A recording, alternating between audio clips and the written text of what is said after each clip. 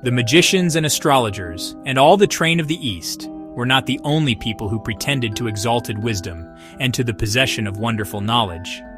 The Gauls and the Britons, and in fact all the Celtic nations, had their magicians also.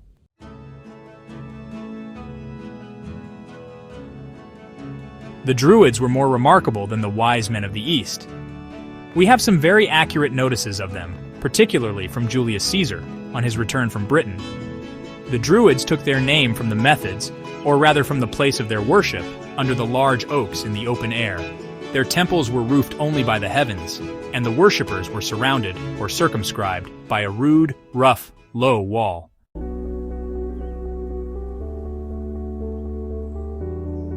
Their worship was dark, figurative, and enigmatical. It was a jumble of astronomy, astrology, medicine, and mathematics. In a word, all they know, and all they pretended to know or believe, was wrapped up in their sacred rites.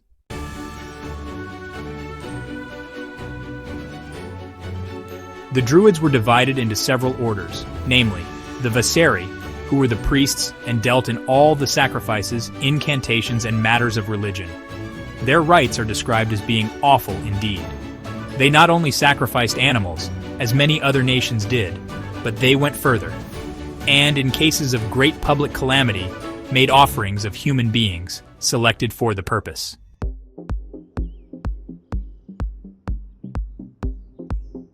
To appease an offended deity, according to their creed, human blood must flow, but in this they were not alone. Many nations, bordering on Palestine, were guilty of these damned rites.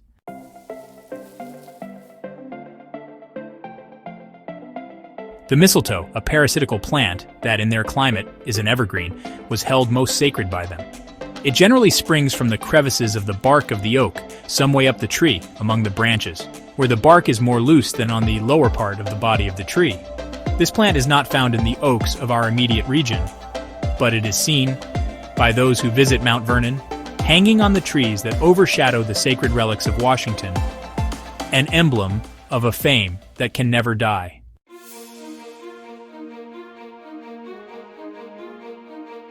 The mistletoe is there sometimes plucked by purer hands than those of the blood-stained Druids, by those of patriots, as a remembrance of the place, and of the unfading laurels of the father of his country.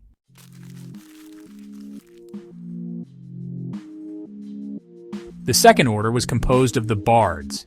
They were the historical and genealogical poets of Gauls and Britain. These were the magi and Sophi of these countries. All the learning of their nation was found among them. They were astronomers and astrologers, and the orators who spoke to the people on every great event. To them also was confided the healing art.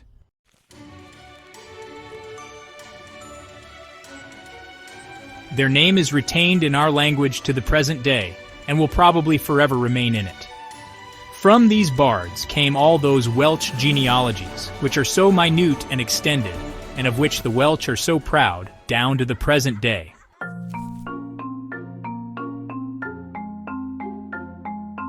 The Lubages formed a third order. These were soothsayers, who probably did what the others told them to do, and the Simnothi were those who were tutors to the young initiates. The women have a share in these druidical rites.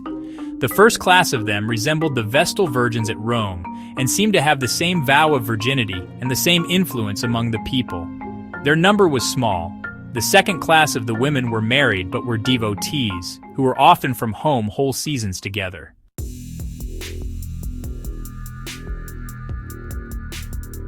The third class were female servants, and from these came the Weird Sisters, and the whole tribe of our vulgar witches. And the word witch was indiscriminately used, both for themselves and husbands. These were spared when the Romans made such havoc among the other classes as being too contemptible for a conqueror's sword.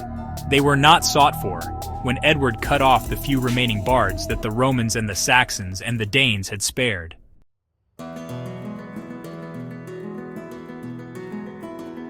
Many traditions of the Druids have come down to us, and there are societies of those who call themselves Druids, at this day. The association is for poetical, social, and kind purposes, and quite harmless. The initiation brings together many of the rites once practiced among the bards, and one of the arts they inculcate and require is improvisatory poetry. If the ceremonies of the Druids who now exist are of modern invention, he must have been a learned man who invented them. The Order of the House of Wisdom was another body that laid claim to great mysteries.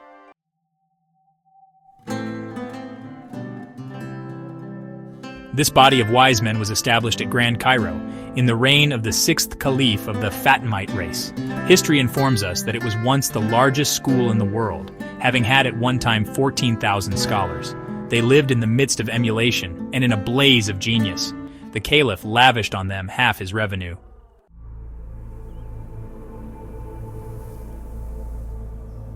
The robes they assumed have come down to us. The black gown and the professor's cap are among them. This body came nearer to our forms and divisions of the faculties than that of any former body, or to speak more correctly, we have taken more from them than from others.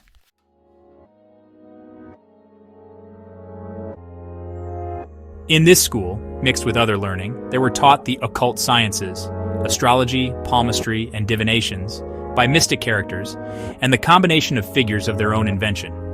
The most chastened and sober Egyptian or Arabian imagination, under literary and scientific excitement, was but little short of the paroxysm of the Pythia, and the boldest of them pushed themselves into the world unknown, with a species of harmless but fearless insanity.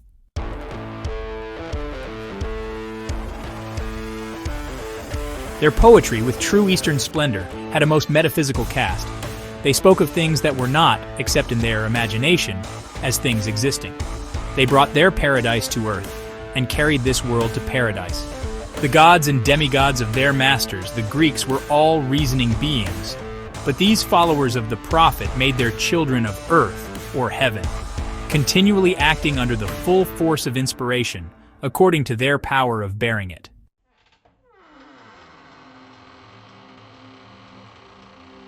In process of time, this house of wisdom became dilapidated, and a branch of this society, severed from the original stock, fled to the mountains and set up for themselves. They pretended to have among them the elixir of life, and their founder, Hassan bin Sabah, was supposed to have drank it and to have lived for ages. He was called the Old Man of the Mountains. His order was called Assassins.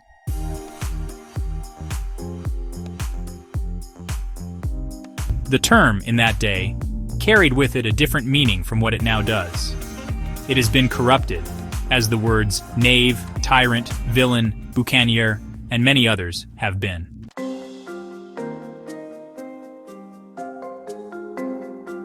Deeds have given new signification to these words. So did the deeds of the assassins. Some remains of this order are supposed now to be in existence.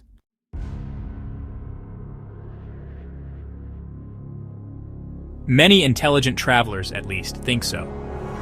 All that remains of the House of Wisdom at Grand Cairo is a huge mosque with many surrounding buildings, in which there is now kept a small and wretched school. The descendants of the assassins are in every society, but are hunted down by the hue and cry of the virtuous in all communities, and when taken, are branded or destroyed for their deeds of blood.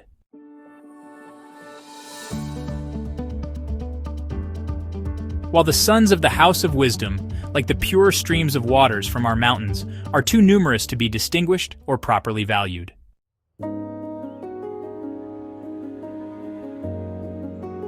There are other assassins than those who deal in blood. Assassins of reputation, the most dangerous, because the most difficult to reach or to destroy.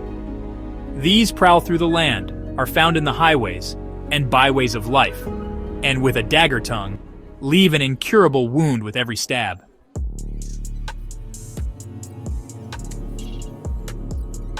The moral world is more overrun with monsters than the natural. The gibbet is for those who destroy life, but what scaffold of infamy is there for those who destroy reputation? To accept the cold and unmeaning apology of a slanderer for the injury he has done is like taking the saliva of a mad dog, venom and froth and all, to cure the wound he has inflicted with his teeth.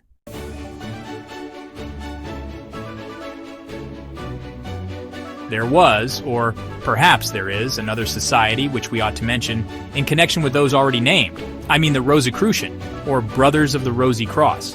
It was supposed to have existed in Germany in the beginning of the 15th century. At the head of it, soon after it was founded, was Rosicrucianism, a learned man who died in a good old age in the year 1484.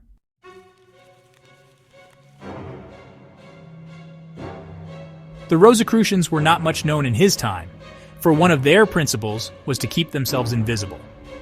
In the beginning of the 17th century, some of the learned Germans revived the society. They were alchemists and astrologers, and pretended to know all the secrets of nature and grace. And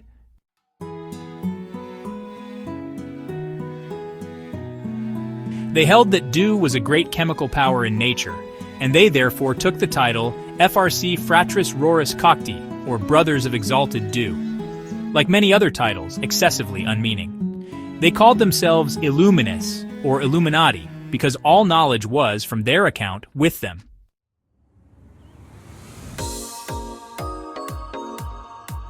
I have no doubt that they did exist as a body. They assumed much, and their enemies gave them credit for still greater pretensions. Their first object was, probably, to enlighten mankind in their own way.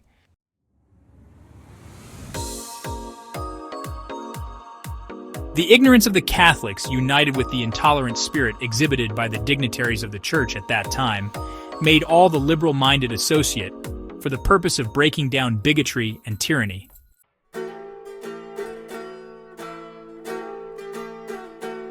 It is thought that Calvin was among the brothers, and that he bore their coat of arms, but if he was, he knew how to attack the errors of the Church without destroying the faith of man.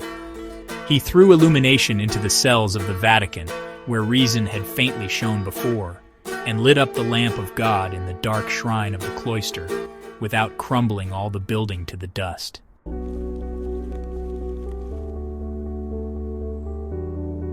The Illuminati have been defended from any but good and pure motives by several able pens, nor do I mean to condemn those of the old school. The new were a spurious breed. I mean those who figured at the commencement of the French Revolution.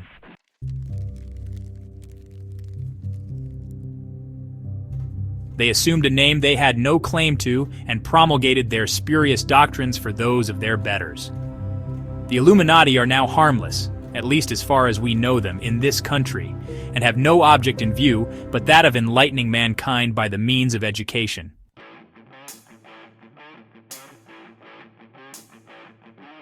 The Carbonari is a society of modern growth, but one that has made some noise in the world.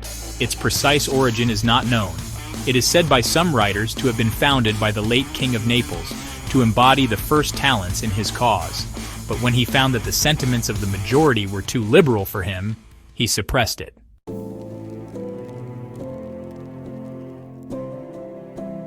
But, from my knowledge of its constituent principles, I fully believe that it had an earlier growth than the one ascribed to it, although it might have been used by the King of Naples for particular purposes. It is full of taste and refinement. There is nothing ignorant and vulgar about its constitution, nor in this country has it ever been used for improper purposes.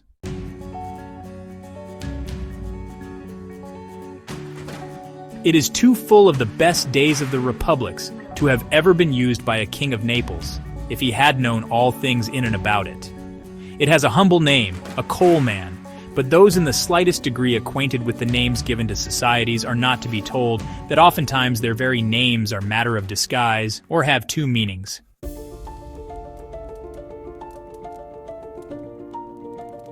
It is thought that by this term, Carbonari, is only meant a living coal of patriotism that shall forever be kept burning on the altar of liberty. The interior arrangement of this society is full of genius and taste, and well fitted for the polished Italians.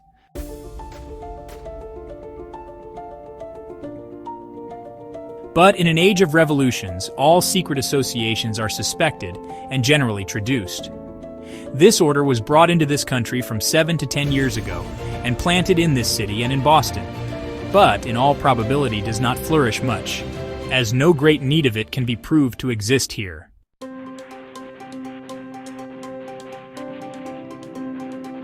It was introduced by gentlemen, and those they brought within their pale were men of intelligence and character. It requires too much learning and labor to keep it up with spirit, but it was founded with too much talent to expire in a short time. Editor's note. We hope you have enjoyed this article, first published in the 1833 issue of the Knickerbocker magazine. The author, Samuel Lorenzo Knapp, born 1783, was an American author and lawyer who lived most of his life in Massachusetts, but also practiced law in New York City for several years. Interesting that 200 years later his words still resonate through the centuries.